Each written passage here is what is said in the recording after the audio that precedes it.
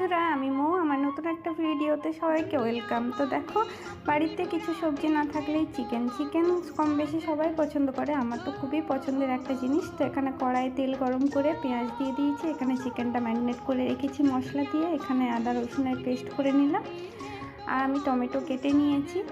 তারপর আমি কড়াই গরম করতে বসিয়ে দেব। তার মধ্যে পেঁয়াজ দিয়ে দিলাম। পেঁয়াজটা ভালো করে লাল করে ফ্রাই করব। তার মধ্যে মশলার মধ্যে আমি আদা রসুন টমেটো কাঁচা লঙ্কা দিয়েছি। যতক্ষণ না এটা ফ্রাই হচ্ছে ততক্ষণ পর্যন্ত এটা আমি নাড়বো।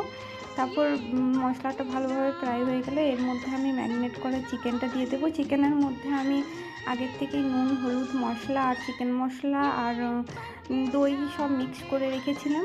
তারপর আমি মশলার মধ্যে দিয়ে দিলাম চিকেনটাকে। যতক্ষণ না আমার তেলটা ছাড়ছে ততক্ষণ পর্যন্ত আমি চিকেনটা ফ্রাই করব। তার মধ্যে আমি জল একদমই দেবো না, কম পরিমাণ জল দিয়েছি।